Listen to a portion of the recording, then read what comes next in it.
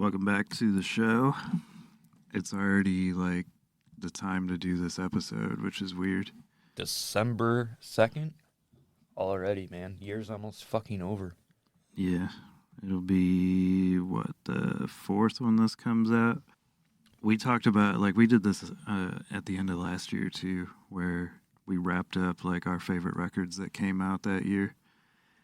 And this year, anticipating actually doing it, I pretty much kept a log of everything throughout the year. If I felt like it was going to be on there, I'd write it down. And then when it came time to actually getting ready to do this, we had to take a few things off. So we decided to do 25 because 20 wasn't enough. We had 5 that were both on each of our lists. So. Yeah, so we each have 10 apiece. Yeah. And truthfully, it would have been really easy to put it to 30 or 35. Oh, yeah. Or could even have kept 40. going, but we had to cap it at some point. But and I did not prepare at all. I did not keep a record. I just fucking was like, no, this I is should have. Because I don't know. I should have kept notes. That's what, yeah. Cliff Notes. You know how, I think you do this too. The note do cards? the note cards Yep. in records.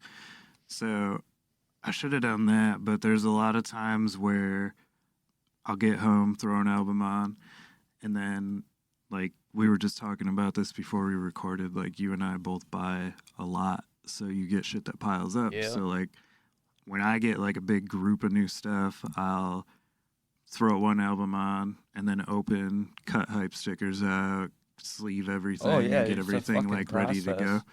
So a lot of times it'll be I'm listening and I'm doing something like that, or reorganizing the room, or just sitting down chilling. So I'll forget to write note cards out and shit. But I do try to do it on my notes in my phone a lot. I got you. Sometimes I do, sometimes I don't. But I at least wrote down and kept as I went along, with the addition and subtraction of a few things. Gotcha. Yeah. The note card thing, I have to sit down and do that. I can't, because I'll be, for instance, if I'm listening to more than half of the bands on my list, it's hard to sit there and fucking, I'll kind of move around or whatever, you know? You're spin kicking. Not so much, but and then, like you said, shit piles up, and hours turn into fucking days, turn into, you're like, damn it, I have fucking 100 hours of music to catch up on, Right. So I don't know if I've ever asked you this, but when you, just on average, when you go to sit and listen, do you ever start off in I'm in this type of mood and I want to listen to this? And then does it stay that way for the rest of the night, or does it start here and end up here? Or is it kind of all over the place? It's all over the place. Honestly, depending on, I'm trying to think how to put this. If let's say I put on a record with 10 songs, 5 on each side. Right. 9 times out of 10, I'll play the whole fucking thing, no matter what. But on occasion, if I'm not feeling it, even if I like it or I know it from wherever. Oh, you start on one side, leave it. Yeah. Pick it back up later. If that's the case, but yeah. 9 times out of 10, I'll usually listen to the whole thing through. I do that once in a while. But then, to do the actual note card thing, I would have to sit down and listen to it. Where I'm saying when I just put it on, I'm like you said, I'm doing other things. So where and you're so that'll bounce around depending on my day and my head and. Yeah, because you're doing other shit. You're listening, but you're not paying attention. Interpreting. Right. In depth. Yeah, not interpreting. I'm just fucking letting the groove take me in the fucking. Yeah, and sometimes that works out better though, because you True get that. You get that initial feeling, and then you go on to where you're on a second, third, fourth listen or whatever. Oh yeah, for sure. And then you're like, oh, I noticed this, and I noticed this, and that definitely came with these. Yeah, for sure. But I asked because a lot of times, so I'll start off oftentimes heavier in the beginning of if I get home, I'm usually changing, cleaning up some shit, making dinner, whatever. And I'll start with like something heavier, like trying to think of something randomly off the top of my, like Drain. Okay. I'd throw that on, and then I was kinda- trying. I One usually- I like- second, I'm sorry, but I was trying not to say any bands I know off the I list. was too. So but there's I was a giveaway. like, fuck it, Okay. we're gonna get to it anyways. But a lot of times I like end my nights on jazz. Okay.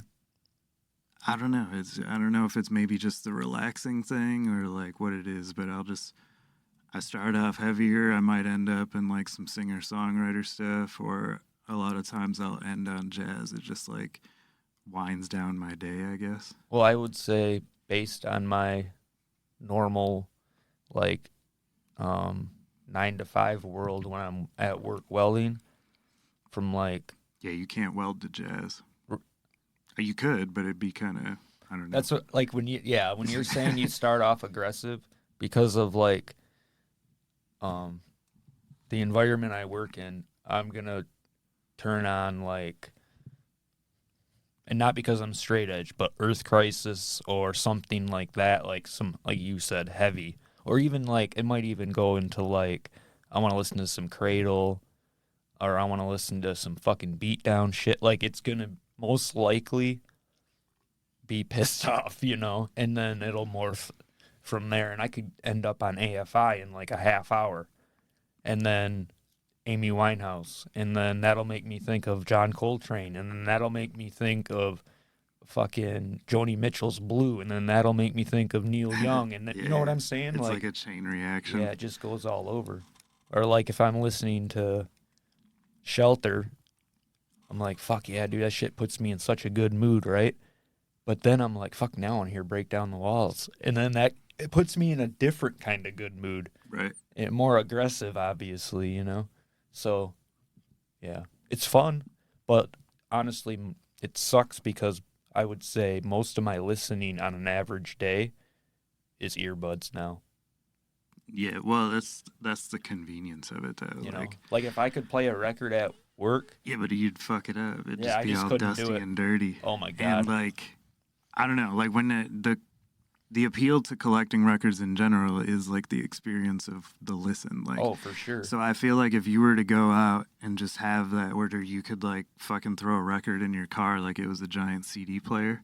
Yeah, it wouldn't be as cool. It wouldn't be as fun because it agree. would take away that experience. So like when you're home chilling, doing whatever, and you can physically utilize your media, Yeah.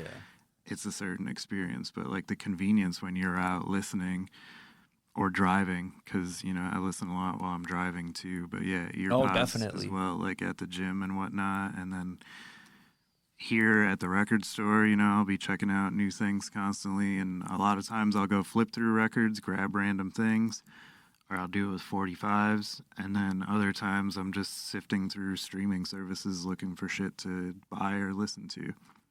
Now that you mention it, I think I listen to most of my hip hop while I'm driving. I listen to a lot of hip hop driving. I mean, like, or podcasts. Like if I'm if I'm on that's a another road. thing at work. I'll listen to information or learn something as well. Yeah, like if you're on a road trip, even if it's just like an hour drive or whatever, and you got an hour, 2 hours to kill. I love throwing on podcasts. Yeah, fucking A. Or stand-up comedy, either or. The best one to put on is Noise Avocation, dude. So this year, did you feel like you had? Because I definitely had a more metal-leaning year. Oh my God, yeah, mine is. And like last year, mine was a lot more hip-hop. Mine's very hardcore. Yeah. Very like the new. In my opinion, like this year. And hardcore releases is just fucking insane. And not even full LPs. I mean, Oh, yeah. There was a ton of stuff that that I know is on your list. I don't know your whole list yet, but I know a couple of them that are going to be on there that I would have had on mine, but by proxy, I used you. Right. I was like, he's going to have that. Yep. Even beyond the 5 that we both had. Like, I knew there would be a couple others because I was like, man, I really would have liked to put this and that on there. But I was like, well, at least Noise Avocation will credit it because Jeremy will probably pick it up. Right. I mean, like I said, we could have made it 20 more easily. So anything we left out doesn't mean that we didn't like it. Yeah, there's and I believe I'm speaking for the both of us that it's just the stuff that we listen to the most, even, you know?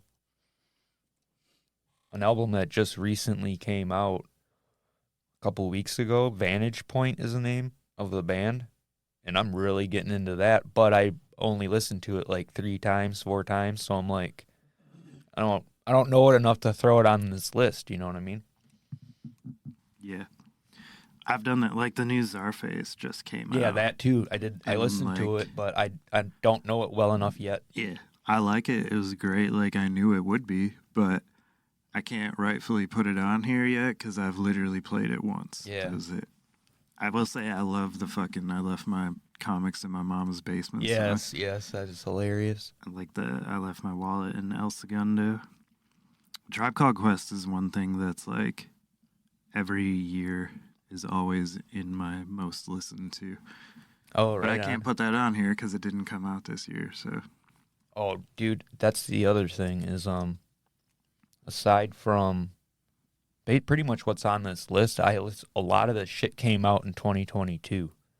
That I listened to. I'm still waiting for a You know? better black metal album to come out than Stormkeep's Tales of Other Time. That's what I'm saying, Or dude. even one that like rivals it a little bit. Like, don't get me wrong, there's been some sweet releases in black metal, but that Stormkeep record, every time I listen to it, I'm like, man, I didn't forget how good this was, but it just like stands back out to you where you're like, it just does not wear out, No. especially when it's cold. There's so many that I'm just remembering looking at my list like that I did not put on here. Yeah. So, what is first on your list? Okay, it's the most listened to thing on my Spotify, and it's Never Ending Game's Outcry. Oh, you're gonna go by most listened to?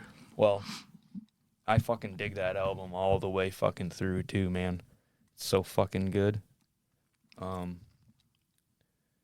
The Tank on E song is like super catchy and has like that melodic singing to it and almost sounds like radio friendly, but it's fucking mad catchy, dude, and it's a good fucking song.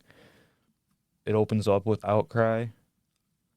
That song's fucking amazing. I saw him live. Was that the? I'm looking it up right now. No, never mind. That was on a different record. They're Sorry, on Triple go B. ahead.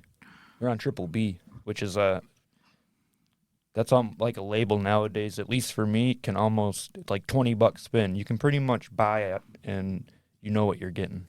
Yeah. Like kick ass, fucking hardcore, tough guy. Well, they call it beatdown now, but anyway, Never Ending Game. The second track, Never Die. That's probably my favorite song on here, and it has Justin Tripp from fucking Trapped Under Ice sings on it. Yeah, that's what it was. I was trying to think of what the feature on there was. Yeah, and Sam Trapkin. But so, I was thinking 200 Stab Wounds from a different record. oh, I follow you. So anyway, yeah, that song's fucking kick ass. Their riffs are super like groovy and heavy in the sense of some of the songs sound like Jeff G guitar playing from Cold as Life. I mean, it's some of the like Memories. That's a good ass song that has like a riff in it that I swear is a Cold as Life song, right? When I saw him live, he said something. This was before I was at another location. But I got to see Never Ending Game, and they fucking kicked ass live, man. Their shit is together. And they only played so early because they had a prior engagement.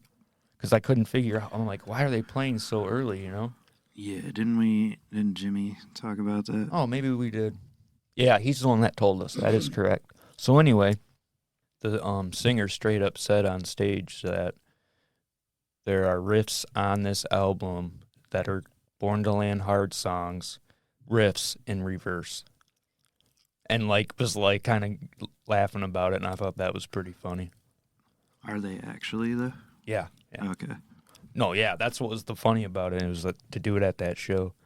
But from front to back, man, it's just... I'm going to have to go. Like, I listened to it a It's few good. times throughout the year, but now that you mentioned the Cold as Life riff thing, I'm going to have to go back and see if I notice it. Oh, 'Cause yeah, you initially, will. I didn't notice it. You definitely will. And it's like, yeah, you have to kind of...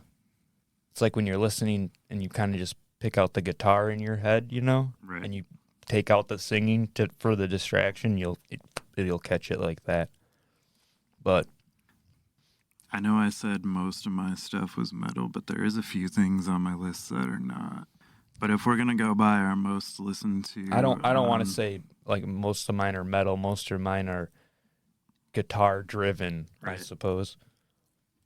Well, from what I've seen, there are a lot of hardcore. And Yes, actually, yes, sir, yes, sir. now that you say that, I do know your whole list. I forgot you sent it to me. Oh yeah, that is correct. But anyways, I went with like my most listened to album of the year was Masego's latest record, which I've talked about him before.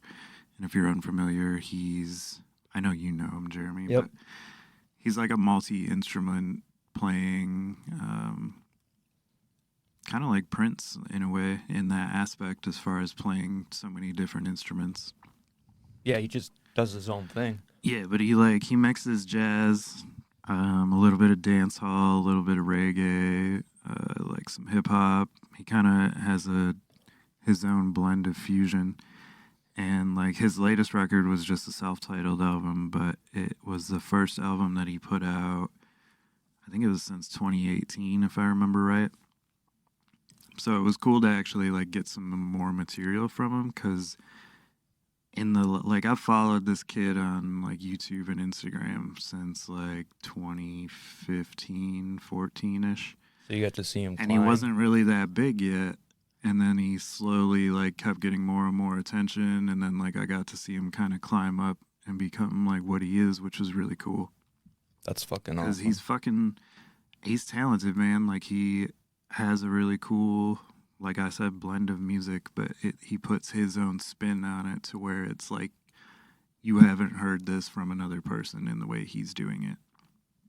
And if I remember right, I didn't have this written down, but if I remember right, I played the album 290 times throughout the year on my streaming services. But I don't know if that just meant I played off of it 290 times or if I played it all the way through 290 times. So I don't know how they calculate that. But I unfortunately missed it physically when it came out, because it was one of those situations where I don't know if it got shorted or like what happened, but they were like there and then gone immediately. And I haven't been able to get another one yet. So I hate that. I'm working on it. But yeah, if you haven't, definitely go check out the record. It's sweet. He's like selling out big arenas, and I mean, not like fucking Taylor Swift size arenas. Maybe like Fillmore size arenas. Yeah, but like bigger venues and shit. That's awesome. And he's played Detroit a few times. I want to go see him the next time he comes through. Last time it was on a weird day. I couldn't make it down. My next one, I'm trying to mix it up a little bit here. Thulkandra, Hail the Abyss. I know you were like, fuck, man. So that's kind of one that could have totally been on your list, I'm assuming. Yeah, it could have, but the thing with that record was like it came out when did it come out? May 19th. May. So it was like the middle of summer, and Thulkandra's like they right sound now. A lot like Dissection, which is what I fucking love about them, because Dissection's my favorite black metal band, and they have definitely like not like a mimicry, but like a huge influence, like in the same way that Gruesome sounds like Death. Yeah. Thulkandra sounds like Dissection. I've heard somebody refer to it as Dissection worship. But I fucking love this album. But since it came out in May, I didn't listen to it that much, because I was like in the middle of listening to, I don't know, like summer feely shit. Well, I think another reason too is that when I go to work in the morning, it's northern Michigan, so it can be July, Plus 21st and it's 20 degrees in the morning. You never know. Yeah, so and it's cold and dark. So I could see that. That's what happens there. And then obviously over the last couple months, I've kind of got back into it again, you know, because it's snowing here. Yeah, I have I think I have 2 of their records and 1 of their CDs. I can't remember all the album names. A Dying Wish, I think, was the one that came out before Hail the Abyss. Yeah, A Dying Wish, Yep. And then I have Ascension Lost. Oh, I don't have that one. I only have... Just the CD, though. I don't have the record. Oh, okay. Because they were all pressed in Germany, like they didn't... Yeah. Or the earlier ones were, at least, before they... So they did, all be imports? Yeah, because they're on Napalm Records now, but I think prior to that they were on... Nope, they were still on Napalm. But they were all imports from Germany, so they kind of were hard to get. And those earlier records that were done in like 2013 and 15, they only did a small run at that time. Oh, yeah, they were a small band, I would imagine. Yeah. I mean, they were probably big in Germany, though, but... My favorite track on that is it's the first track. I mean, if you listen to the whole, it might even be the best song in my opinion that they've done. In the Eye of Heaven. I think this song just sounds fucking ripping badass. The solo in it, fucking killer, dude. Even in the Apple Music About Me forum, it says metal band inspired by Swedish black and death metal groups over the 1990s, or of the 1990s, particularly Dissection. Yeah, see, I knew, I read somewhere about them being a worshiper. It's kind of like how Frozen Soul sounds like Bolt Thrower a lot. Like, clearly they were a huge influence on him. I feel like...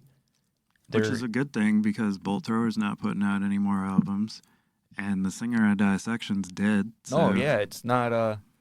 I don't get when people are like... I think Mike Score mentioned that same thing, too, about people being like, they sound like this band, I hate them, but why do you like that band then, type of thing, you know? Right.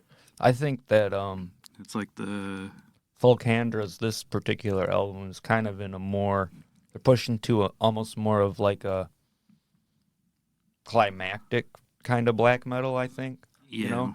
It definitely puts you in a cinematic black metal type of thing. Yeah. That's kind of how I feel about it. It definitely paints a fucking black picture in my head, but it's like cool, what you know. Thalcandra means specifically, but I do know that it was a Dark Throne demo, like back in the day. Oh, okay. There was a tape Dark Throne released called Thalcandra. It's probably something from Lord of the fucking Rings. It very well could be, for sure. What's your next one there, sir? Since I just mentioned Frozen Soul, we might as well just say Frozen Soul Glacial Domination. Yeah, that's the one same thing in reverse. Did you see their latest flyer with Venom on it?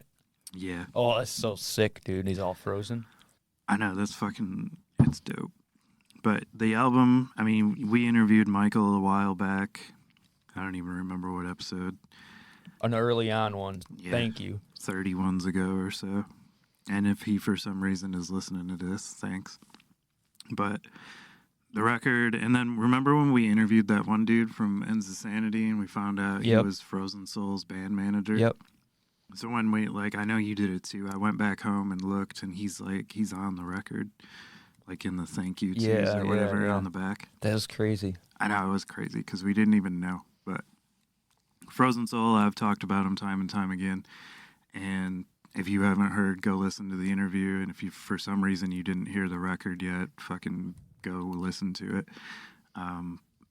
It's Bolt Thrower, but cold thrower. I mean, they're a fucking phenomenal band, and they're just groovy ass, plain cut death metal, dude. There's no like. Would you say that it's? That's what I love about Bolt Thrower is this they band don't could fuck have been around. in our top 5, but because of other albums that just squeaked by, maybe it wasn't. You know what I mean? Because I don't know, because that's one I could have put on, but I knew you were gonna, so I didn't, type of thing. Yeah, it easily could have been in the top 5. However, there's so many. There is so much. My next one would be Tsunami, and Tsunami's self-titled album finally came out, and it's nasty fucking beatdown, dude. Talk about killing cops. Whether you agree with that or not, I'm not here to debate that. I'm just here to say that it's so fucking tough and funny.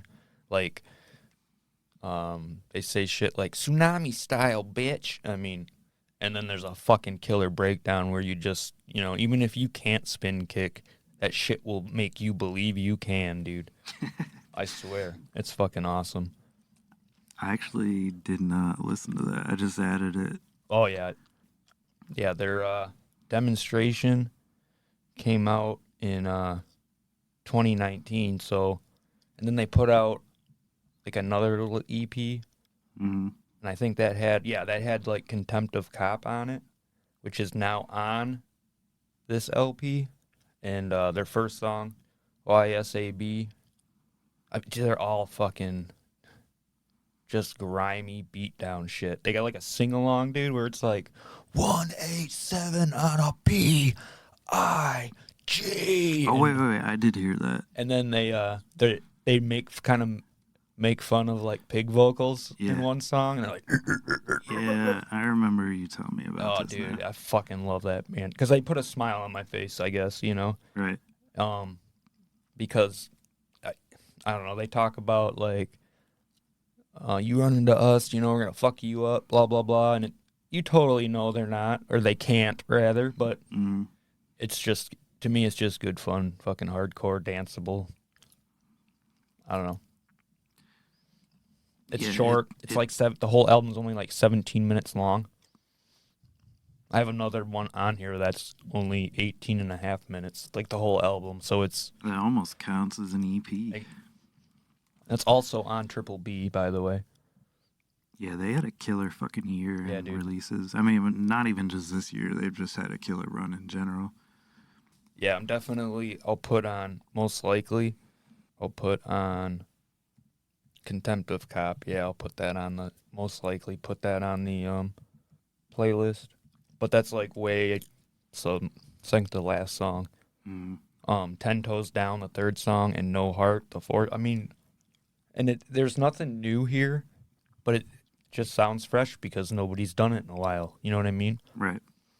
And his vocals are high pitched in the sense of kind of like in a shutdown sort of sense of like the... Yeah, not in like a King Diamond way. Right.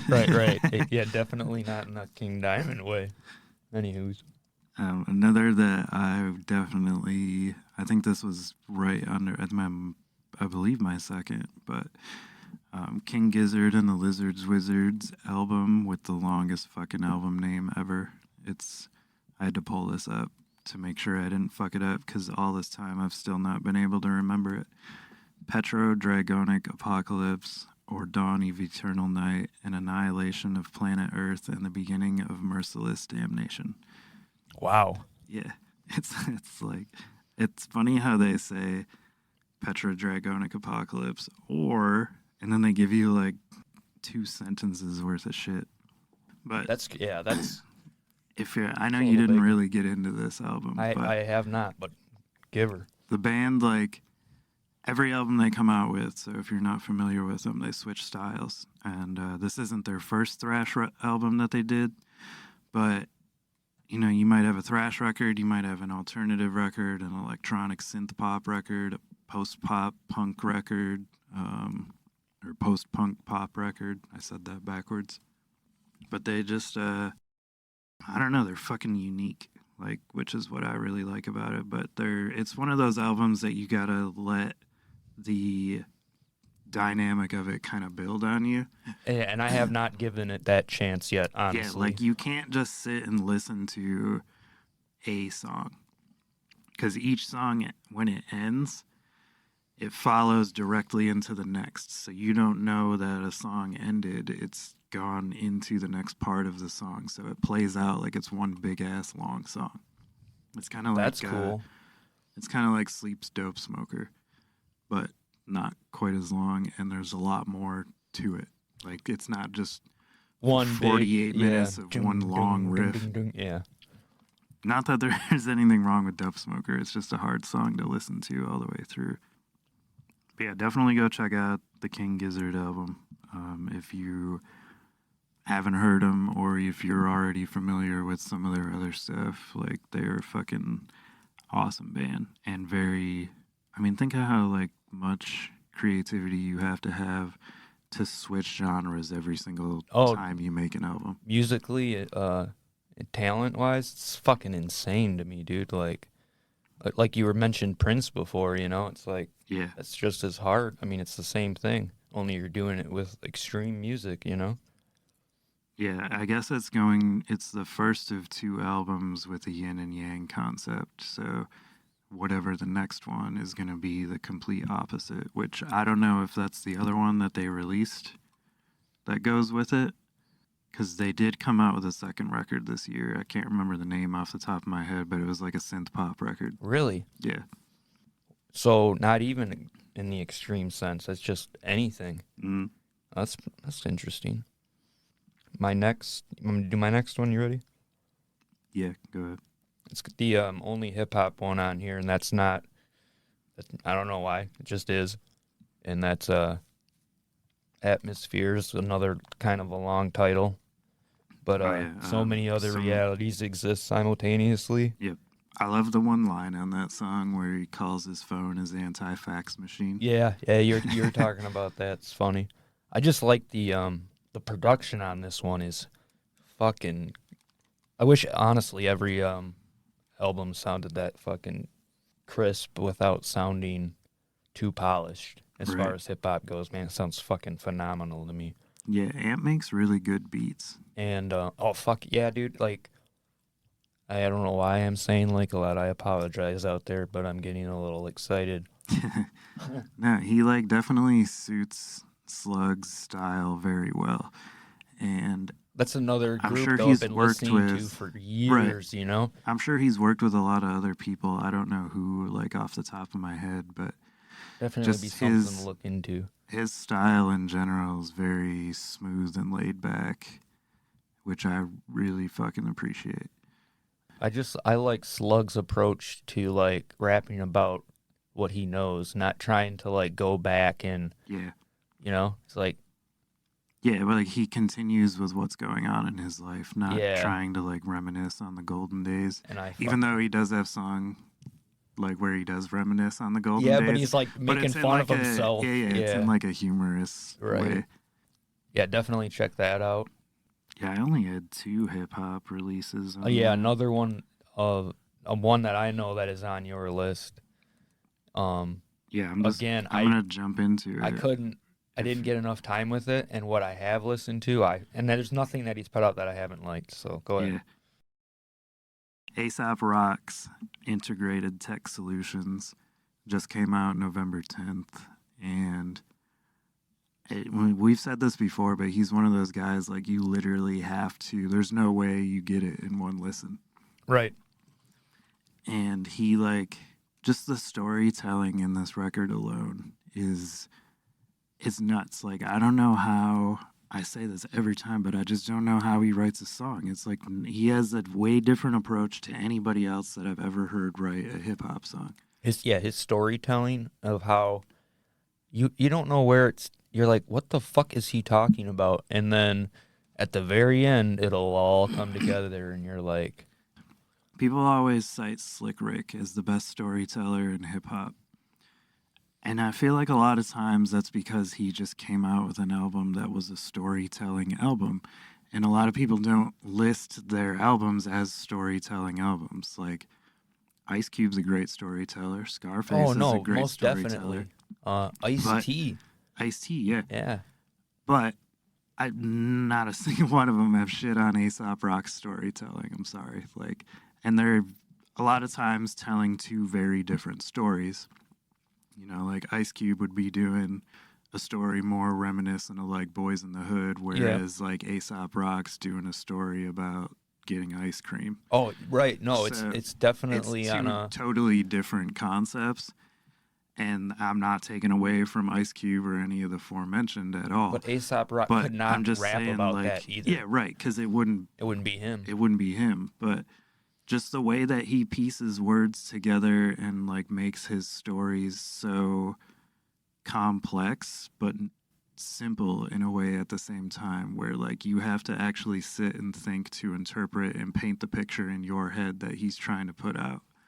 And that's what I really like about his music. And like this album was another one where he had a ton of good storytelling songs. Like Aggressive Steven was fucking hilarious. Yes, Was yes. about like this crackhead named Steven that lived in his apartment building, and he was found like hiding in the ceilings and like going into people's houses and stealing food and like just all this crazy shit. And then like he goes to the front desk to tell them, and they're like, "Oh my God, is it Steven?" And he's like, "Who the fuck is fucking Steven?" And like they know about it. So Yeah, he puts you right in. yeah, you're his like head. right in the driver's seat of the Yeah. story. Oh, and one other thing I liked about the record is how the inner sleeves looked like files, like manila folder files. Yeah, he always does cool shit with his albums. The next one I'm gonna do is another unique one to the list. And I recently, I would say in the last like 2 months, this album came out earlier, I believe. Came out June 5th, but Soft Kill's Meta World Piece. And Oh yeah, we were just talking about dude, that. it's like I love hardcore, but at the same time, this is like the runner up in style of like that dark wave, um, with like electronic style, you know, drum sounds. But they have an actual drummer, and they just sing about your typical like gothy style shit, Mm-hmm. but very in the vein of like the Cure's early work, but with a dark wave mix in there. You know what I'm saying? Yeah. Oh, maybe like almost like in some of their songs sound like Cold Wave, or I'm sorry, pardon me, Cold Cave, almost like in the not in the words or the vocals, but in No, but the in the music. sense that you take a dark song and make it sound beautiful type of thing. Yeah. Yeah. Yep. Yeah. There's an album also. Their previous album too, by the way, is fucking awesome, and I would also put on here, but 2022. I had the same description of that for the Co-Defendants album, the This Is Crime Wave record that came out. So I put that on my list too, because it's a very unique blend of music. Yeah. Like I like it too.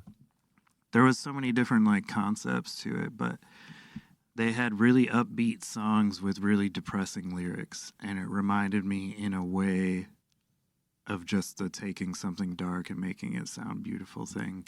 That reminded me in The Cure of the sense. In no way does it sound like The Cure or anything like that, but just that concept made me think of it, because it does have like a lot of depressing lyrics, but there's songs that are very upbeat. There's like some surf rock sounding songs, there's some Beatles sounding songs, there's a hip hop song, there's a like synth pop sort of sounding The hip hop songs. song, I believe, is the one I heard first. Yeah, the one that has DOC on it. Yep. Yeah, so the project is Fat Mike from NoFX, Sam from Get Dead, and Cheshi Ramos, who's a rapper.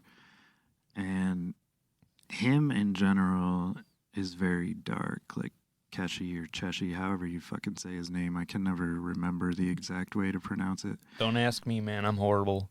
But he has a very like dark mind in his hip hop in general. So that was like his style. So that made sense going into the project. Fat Mike obviously has a dark mind, twisted sense of humor, that sort of thing.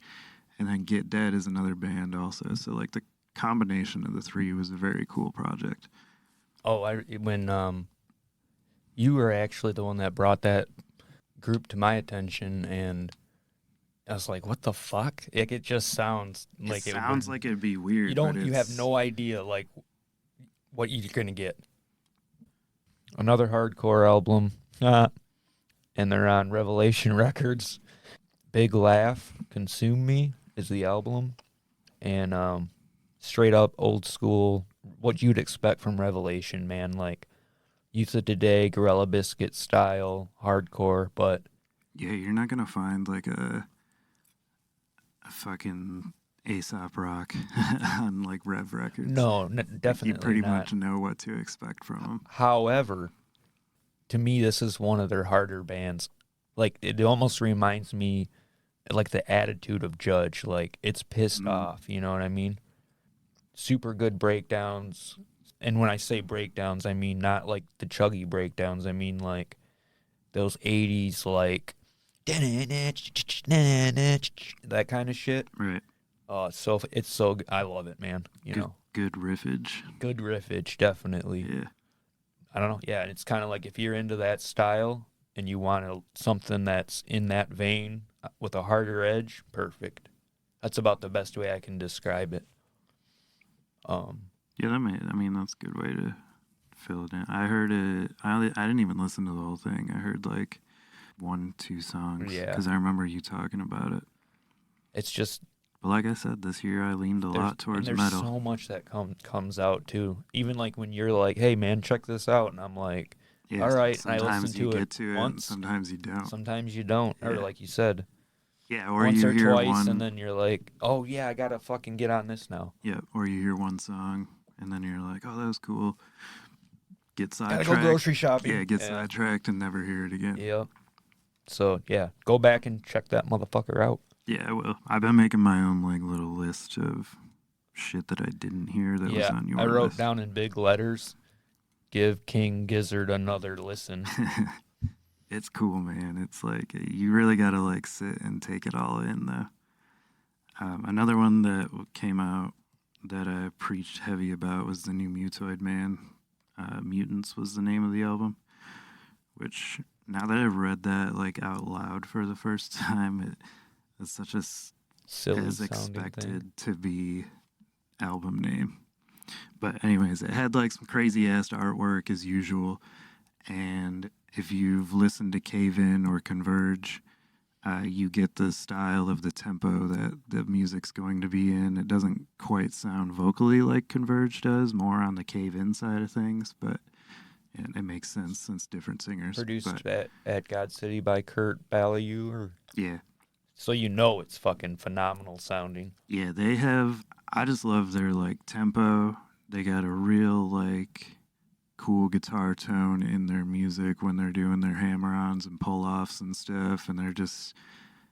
I mean, you start the record and it goes like 100 miles an hour. It's not like and not in like a thrash metal type of way. Just like you're getting like guitar lick after guitar lick and like cool drum beat and just the singer, he has like a crazy, I like the variation in his screaming versus his singing voice. So he goes from melodic to screams and back and same forth. as like in Cave In. Yeah, okay. Like I like how he mixes his voice up like that.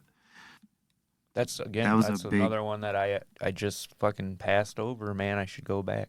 Yeah, because I was talking to you about it like when Yep. it came out, and when I was buying them for the store, I remember asking if you wanted one, and you passed over it. I totally remember. But definitely, yeah, that's one to go check out. It was fucking awesome, and Could I know have been you're a tight week too, dude. Yeah, that You know, happens. I get it.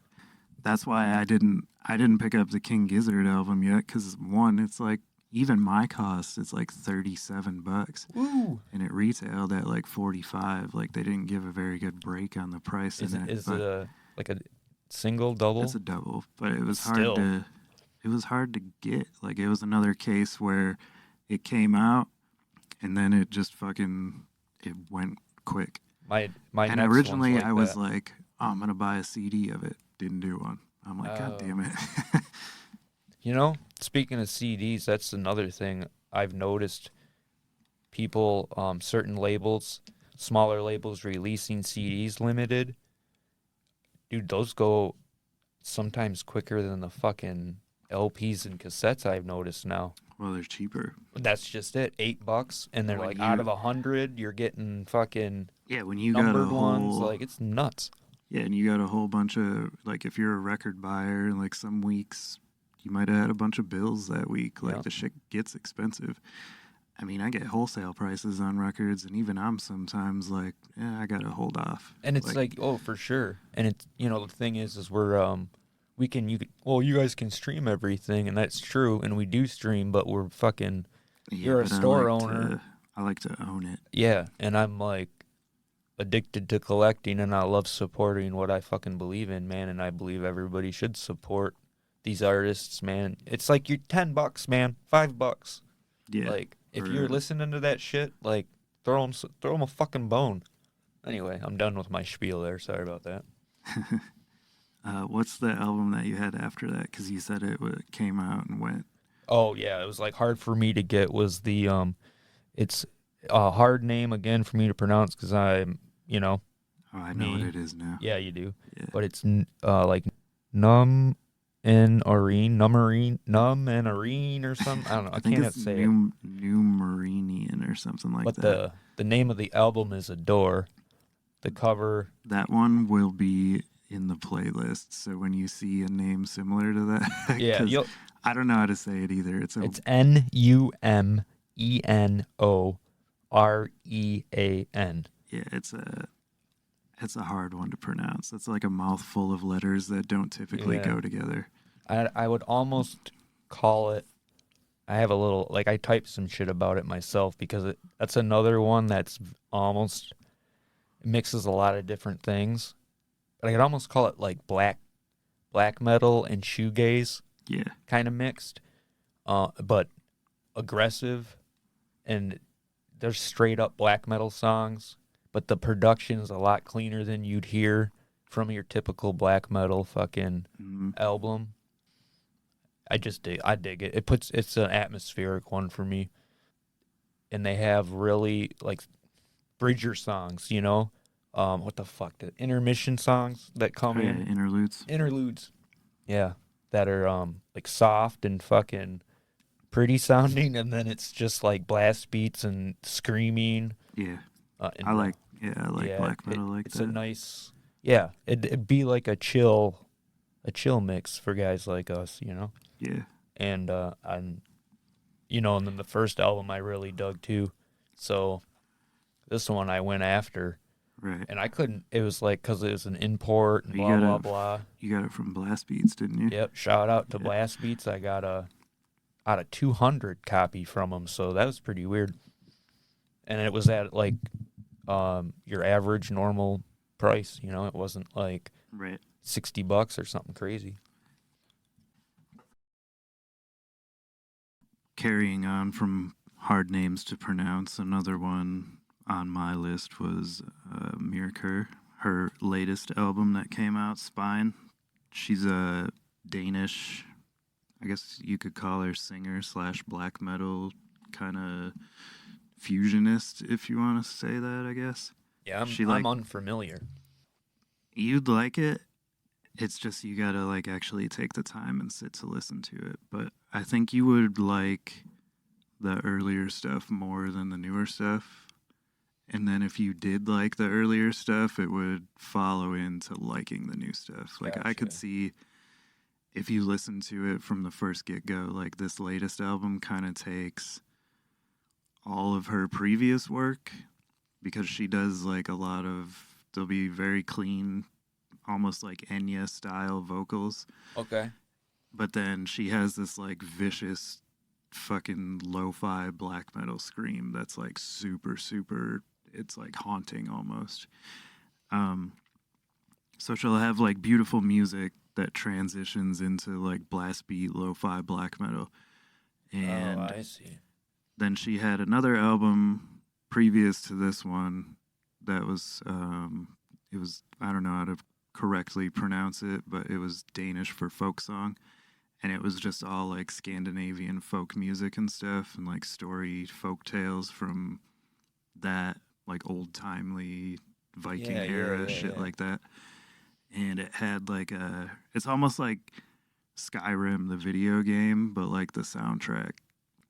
I've never played that game, but I know kind of know But what you you're know talking what about. it is, kind of. Sorta. Yeah, like almost like Game of Thrones, Lord of Rings, that era of stuff. Yeah. And this new record, she takes all of like her previous work, mashes it all together, but then adds like some synth to it in a little bit of spots and a little bit of keys and whatnot. And it makes for just a really cool blend of music, I think. Oh, And right on. originally, she was like one of those hidden identity people that didn't let anyone know who she was. Mm-hmm. And then eventually she came out and like let people know who she is and whatnot. But I've been following her music for a while. Kind of, you ever listen to the band Ulver? I believe so. Yeah, it's kind of like along the lines of that style of stuff. Like very, I don't want to say Celtic, but has like it makes you think of Vikings. A Nordic type of feel to it. Yeah. But it's a great record, and it came out on Relapse Records, and I don't know if she catches flack for being on a metal label, and people are like, "You're not metal," but I mean, if you think that, like, fuck off, this chick's pretty damn metal. I was looking up shit for this particular episode. You know, I came across where they're like talking about black gaze, quote unquote, you know, and how pure black metal people are very upset with the softness of it's like, what the fuck, who gives a shit, dude? You know, like I'm over that bullshit. But the whole Nordic thing kind of segues into my next pick, as Freya Fight Is One came out on Upstate Records, you know, from Mario and Kim that we interviewed. Shout out to them. Yeah, Odin Freya's is the last track. That's the name of the last track on it, Odin. So it kind of just made me, I was like, fuck, I'll use this one. And that track's fucking tight, dude. Yeah, and their name is obviously fucking Nordically inspired, but as being Freya. So I actually didn't listen. I didn't know till later, like down the road when we were talking about it, that Carl was the singer for Freya. Right. And if I did know it, I like glimpsed it and just totally dismissed it. But yeah, I thought that was cool. Carl from Earth Crisis for reference. Sorry, I just dropped a Carl like everybody was supposed to be like, Carl, dude, fucking Carl. Who's Carl? Yeah. But I just loves it. It's like, that's obviously a hardcore record in this, like the first half, and it has awesome like guest appearances on like from Freddie Madball, Scott Vogel, and Sense of Doom. Fucking God, I'm stupid. Jamie Josta. Oh. That's track 2. Oh, nice. Okay, so that song's fucking tight, and it's like sounds very hate breed-ish just because Jamie Josta's voice in it. It almost, you know, but super riffage, bouncy. Like the title track, Fight Is One. There's a video for that. I think there's a video for Sense of Doom too, but the Fight Is One video I did see, and it has Freddie Madball in it, and that song's fucking tight. And, you know, it's all about unity, and I always liked the way that his writing, it wasn't just like step up, represent, beat up assholes, but like he actually had shit to say, you know what I mean, and has things to say. Well, it's a dope ass fucking album from front to back. Like I love it, and it's not. It is easy repetitive. To get into that same content in hardcore music. Oh, for sure. I mean, like that. There's definitely this year was the biggest year for fucking beatdown. Yeah, like that I know of. Shit, man. But it seems like now, more than previously, there's bands that are trying to. Yes, they're inspired by that, and yes, they're like carrying on that torch type of thing, but they're also like putting their own spin on it. Right. Whereas before, like when this stuff was first starting, a lot of it tended to sound similar. Like it did have its little different nuances, but like content and lyric wise, a lot of it blended together. Oh, and you're gonna have that where it's like you get. In any kind of genre, you know what I'm saying? Oh, that yeah, shit gets for repetitive. Sure. Yeah, death metal, how many times can you talk about right. killing somebody? That's true. I mean, we still love it and listen to it, but it's like sometimes you hear it and you're like, man, really? Did you do anything different that anybody hasn't done 10 times over already? It's true. I mean, that was kind of why I laugh about the whole black metal thing. It's like, how long can you, like, sing about the same thing, man? Yeah. And like, play the same fucking blast beat over. Exactly. And how like we talked about this before, I like do love it, what though. what constitutes black metal to be able to cite yourself as being a black metal artist, because now like Yeah, is it you sound? always Is it? have like your purists that are like, oh, if it wasn't made in a fucking shed in the back of a butchering plant, like on a Tascam 4-track recorder, it's not black metal. Like if you go to a studio, it's not black metal. Or if you're Well, not covered in blood and you'd dirt, almost like the fucked up thing is, dude. You'd almost have to go like if you wanted to be a quote unquote purist, you can't do it on a computer, right? right? So you almost have to go to a fucking shed. But to me, like that whole purist thing is No, like it's it's fucking stupid. Like I, if you wanted to make a it's record music, in that like as like an an experiment or like a concept, I yeah. get it. But yeah, no, But I think about agree. like Stormkeep. Like I don't know how they recorded that, but Oh, I know it wasn't in a shed. no, fuck no, dude. And, like, It sounds phenomenal. and there's no way like you're not gonna tell me that that's not black metal. No, Like same it's thing with like fucking Moonlight Sorcery. yeah. Fucking sounds so badass. But anyway, what do you So got next? I also have a Freya on my list, but a totally opposite and different Freya. Freya Riding's Blood Orange came out this year as well. Who's a singer that I found like a few years ago that I've been big into since then. And The redhead. yeah, the redhead. Her dad's Peppa Pig, and or Papa Pig. I'm sorry, not Peppa Pig. I can't remember his name. I think it's Richard Ridings. He's like a very famous actor and stuff. Yeah. Um, but she's like very big in the UK, Germany, and like overseas and whatnot over there. And she's done some work here, but it seems like she gets a lot more attention overseas. And I feel like that happened with Adele at first too. So it would be nice to see her breakthrough into the States, Right. because I think that she could be on the same level as like Adele, like selling out arenas and shit, like how she was. Because she's got a huge, powerful voice and she writes really great songs. It's another one of those things where it's somebody that's taking something dark and sad but making it sound beautiful type of thing. Right. And I don't know, I've always had a thing for good voices, so, and clever songwriting, so that's why I put her on the list. And I kind of like her previous record a little bit more because it seemed more just her and her piano driven. Yeah, like I listened to this album and it sound like to me it was almost a little too produced. Like I think it would Yeah. have been better. I like her. She has 3 live records, and I would prefer the live albums over the studio albums because Definitely. there's not a bunch of extra bullshit added into there. And some of the songs on this newer one were a little poppy and whatnot, and that's fine. But you know, she's probably trying to catch a little Well, yeah, how the radio fuck you gonna play get here over and here there. anyway? Yeah, so, for sure.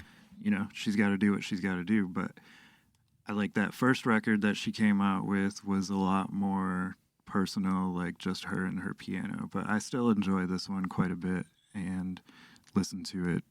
Fucking, I think it was like my 5th or 6th most played record all year. Oh no shit. And I just noticed for some reason I had an extra that I didn't get to. So, anyways, go ahead. Yeah, there's a I got couple extras on mine, but it's your extra. Go ahead. well, I got 2 more still that I didn't. Oh, you forgot to say one? Yeah, I must have forgot to say one. Okay, well this is my last one that's not a not that we share.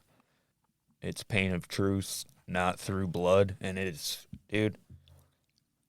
This is on everybody's list. I would imagine that's into hardcore. Yeah. And First and foremost, I love the album cover. oh yeah, the gun It's in like the mouth view. inside, yeah, but it's the inside of a Yeah. mouth. Like that, I thought that was a really cool way to project that image Now- because it's been done before, but it's always a picture of like some dude's like holding a gun in his mouth or something. But I've never seen it from the inside view where like you got the Yeah, back it'd be of like their the teeth. camera. Yeah, is in Yeah. the corner of your throat. It's like they hung a camera from your uvula. Yeah. And In just the like, background, I noticed it's like he's in prison though, or he's outside of a prison, or Oh, some on that- sort of gated on that fucking album thing. cover? Yeah, it's funny. I kind of wonder about it. I But wonder dude, if there's like a meaning behind it where like your mind is the prison or if he was actually in prison. oh, probably I would. I don't know if I had to guess. Much love, prisoner spirit. Oh, let's see. Looking for my notes. I thought it was cool that they had 200 stab wounds in Yeah, there. they had 200 stab wounds. They also had That was what I Freddie was Madball on You and Me. yeah. That was what I mentioned earlier in the episode Yep, but you cuz thought it I was a was different yeah, album I because was they have thinking everybody on this too. yeah. Trapped Under Ice, Justin, Justice. I said Justin, Justice Trip. But yeah, this shit's heavy. I like the fucking Seinfeld sample too Oh that yeah, they that's had in funny. there like I like the I believe it's on This Fall. Is it This Falls on You? I think so. The one where it's like, I'm on a mission from God. Tell Yeah. him you failed. Yeah, Yeah, yeah. that song is, dude, it just, it's fucking nuts. I love it. Days Records, that's another label that, like, I can basically listen to any band off of that label and it'll be in my wheelhouse for sure. Yeah, they put Of out like, consistently good stuff. I'll get through my last two here and then we can get to these five. Sparkmaster Tapes, Sale of a Soul came out in March. Yeah, March March. 2nd. If you're unfamiliar with Sparkmaster Tape, he's an anonymous, nobody like knows who he is. He always wears a mask and stuff, like a ski mask and whatnot. But if you're familiar with like chopped and screwed music from like Texas, this I feel like is kind of Oh yeah, yeah. Like I was like, is it like DJ Screw? a little bit, yeah, but it's kind of like the evolution of that. Like Right. if chopped and screwed would have stayed like in the limelight that it was in originally, this is what I feel like what it would have evolved to because it's not chopped and screwed in the sense that like there's parts that just repeat like how the Mm-hmm. original stuff was. It's like screwed as in the sense of like his voice is like you know when you're watching a crime documentary and they got somebody's voice like kind of their tone is taken way Yeah, down yeah, yeah. so you can't know who it is. So he does that with his voice, but all of his stuff is just like I mean he's got super dope beats and like he very humorous in like his stuff. Like he'll have like fat chicks dancing on his stage where he's like throwing ice cream at him and like dumping milk all over What him and the shit. fuck? But he's I think he's fucking incredibly talented and Shit's like funny. underrated. But unfortunately, like none of most this did I think it's still on Spotify, but for some reason it got taken off of Apple Music because I'm guessing the sample things can't get cleared. But he's never released anything physical that I know of Okay.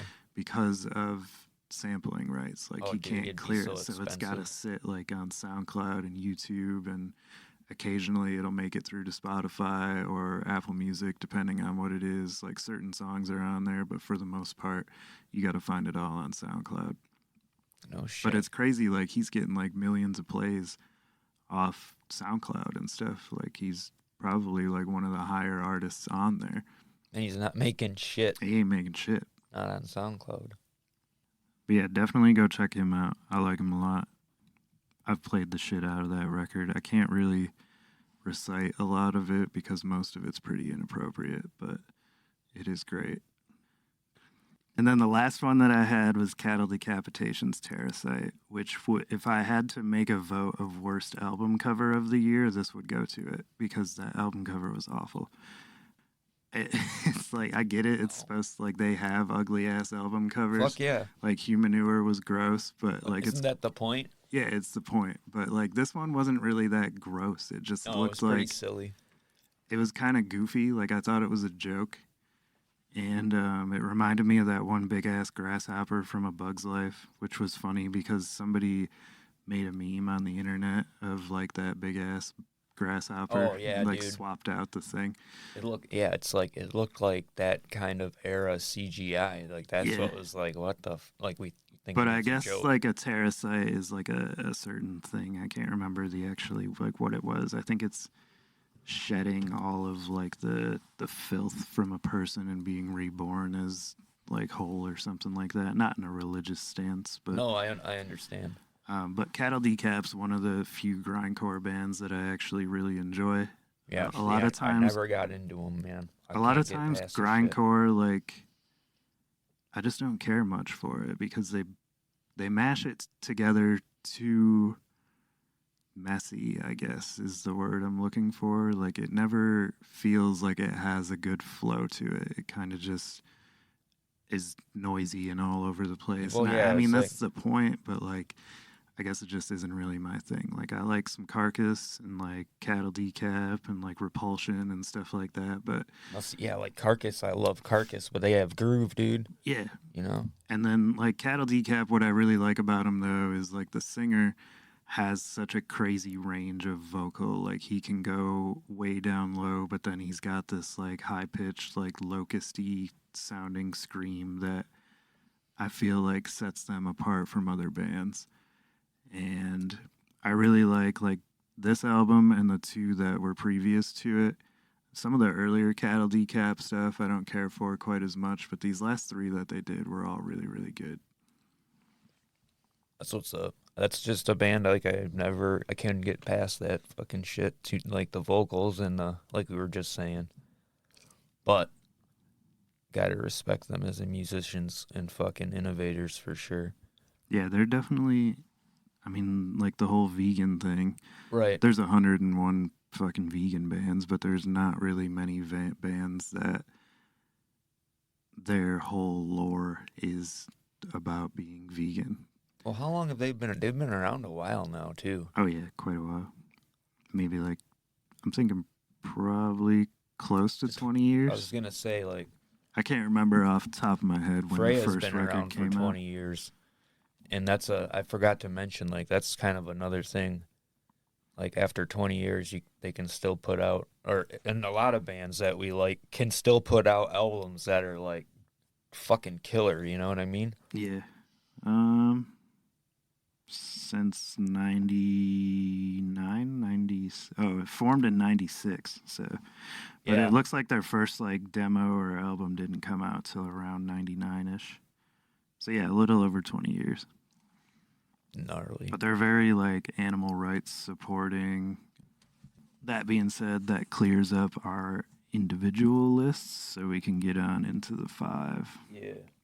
And it feels kind of like these 5 are like the best of the year, I guess, for the both of us. Because, like, there was 3 in particular on here that I would have ranked as being my favorite releases this year.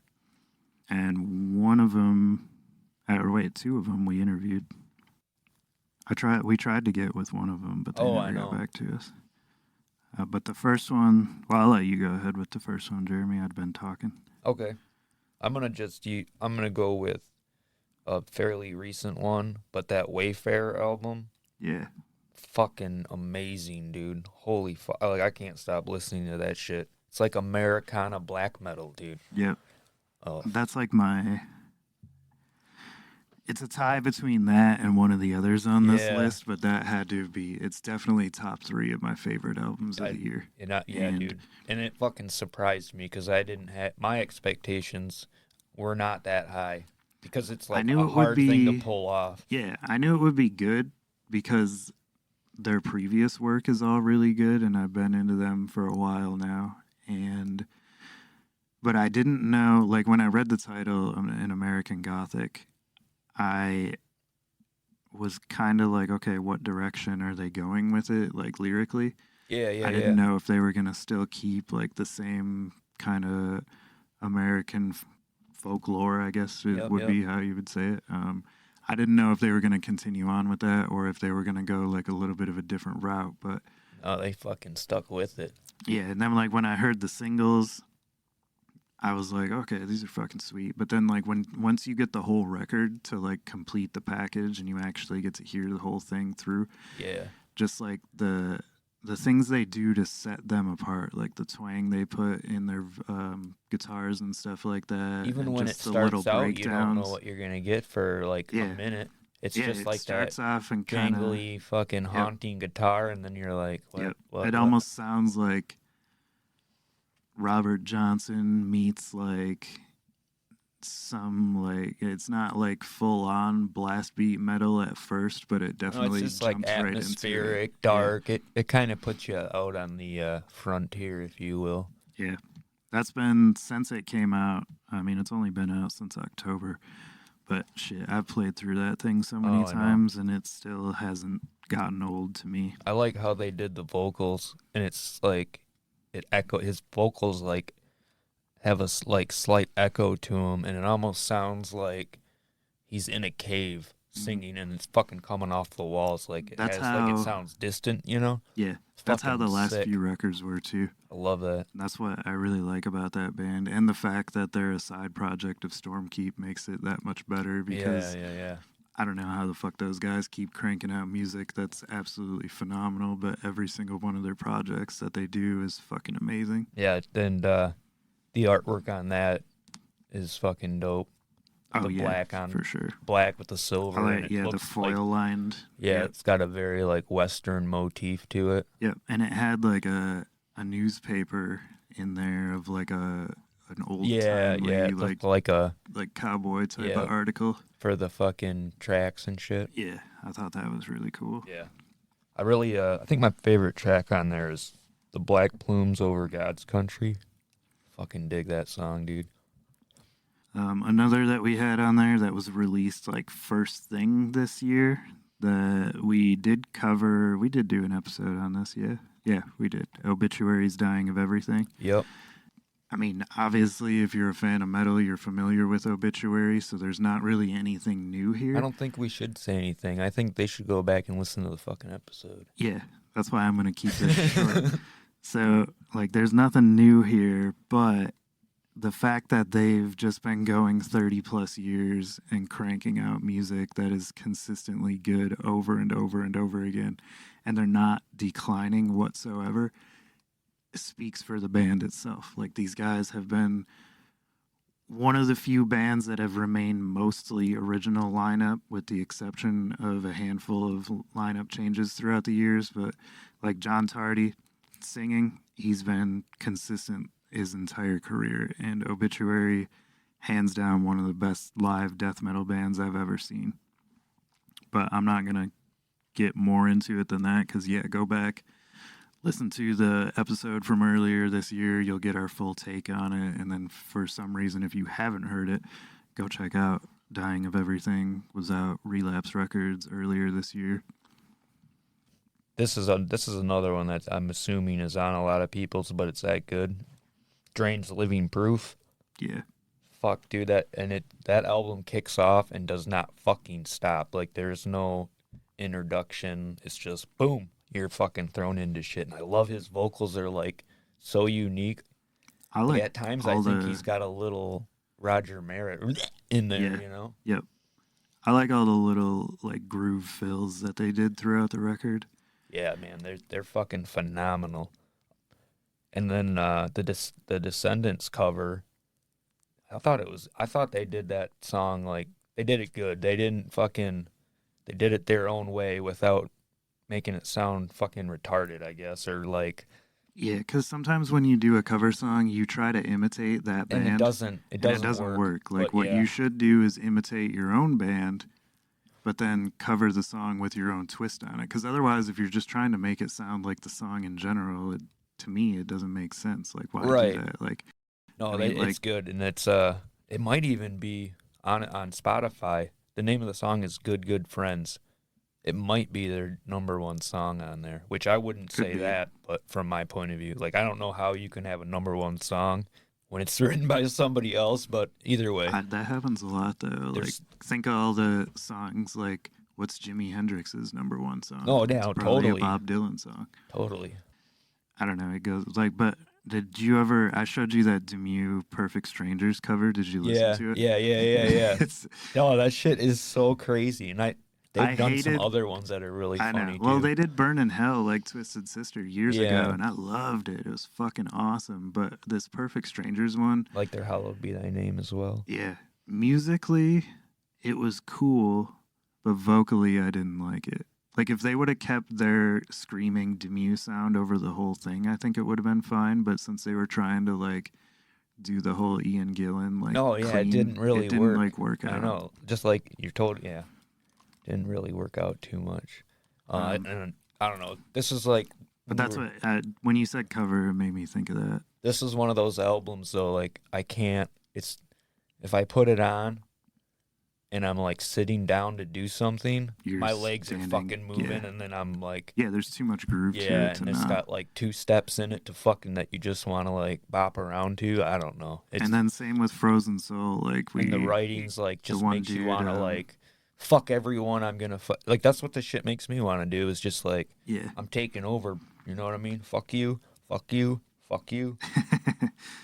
We interviewed their band manager, too. Yep. Same dude from Frozen Soul. Going on to another was we interviewed Dom from this band and also Mike Score.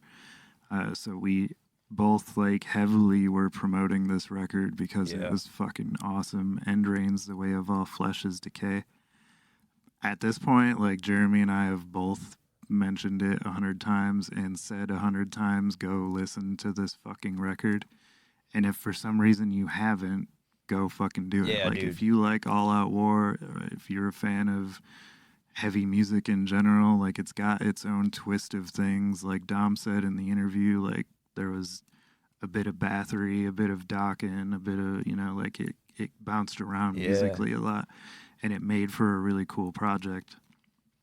And then... yeah, I fucking love that album, man. Yeah, the artwork was awesome. The album was awesome. It was just the complete package for a record. So go back and listen to Dom. Yeah, go back, listen to the interview with Dom and listen to the interview with Mike. You can hear all the details about that and whatnot. And then go hit up your local store, see if they have End Rain, or go hit up Relapse Records and get it from them. And then the last one... Oh, Majesties. Yeah. Yeah, we also interviewed them. What is there to say on that? Fuck, I don't know, dude. I'm going to leave that one with... This, to me, was probably my favorite record all year because it was the most refreshing. Like, because there's been a ton of, like, Wayfarer was very unique. You know, End Rain was unique, Drain was unique in its own way, etc. But this Majesty's record, like, nobody's put out an album that sounded reminiscent of that like Gothenburg style since that shit was popular. Yeah. Like, it died off in the mid 2000s, and then like nobody's been putting out music like that. So to hear that, like, even now when I put on this album, I'm like, dude, this fucking album's so good, like every single time. And I mean, if you're a fan of In Flames, if you're a fan of Dark Tranquillity, go to $20 Spin and buy this shit. Go to $20 Spin, buy it, follow them on Instagram, check out the album, stream it, whatever you got to do. Get it in your head if you're a fan of that stuff, because I promise you will love this. And then check out their side projects as well.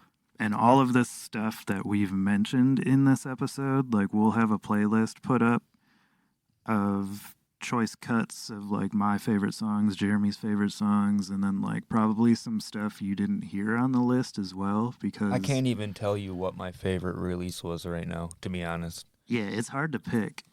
But I'm going to say, like, Masego was up there, End Rain, Majesty's, Wayfarer. But it was hard. Like we said, we could have made this episode, like, 20 fucking picks longer. And we could make it a genre thing. Yeah, we could have went by best metal records, best hip-hop records, best singer-songwriter records. So when we get to making the playlist, like, we're going to have cuts of stuff that was mentioned on here and then other things that did come out this year that we wanted to get on the list but just didn't have the room for, like All Out War's Celestial Rot. Amazing album. It was released very early in the year as well. I think that one was like February or something. Yeah. And it's more of a black metal sounding album than the traditional All Out War, but it has that All Out War feel to it still. And then there was a whole bunch of other shit too, like Ty Ferris had a lot of good releases this year. Rome Streets had some good releases this year. It's just been like every week something's dropping from like labels, I've noticed. Yeah, Triple B, Days. This episode could have went on for 2, 3, 4, 5 fucking hours or like 3 or 4 parts. But just to keep it kind of short and sweet, like, I mean, that's what we had for the best of 2023 in our opinions. And, you know, there was, like we said, a ton of other shit that we didn't mention on here that if we didn't get to it, we didn't get to it. That's not to say that we didn't like it, though. Right, for sure. Well, thinking that playlist is going to be around 50 tracks when we're done. So look forward to that. Yeah. Follow us on Instagram. Share our episodes with your friends. Let your people know. Rate us on your favorite streaming service. Follow these bands that we've mentioned. Support their work. Buy it from your local shop. Buy it from the record label. Check out Blast Beats Vinyl if you can't find some of the stuff. I know they have a lot of the stuff on there too.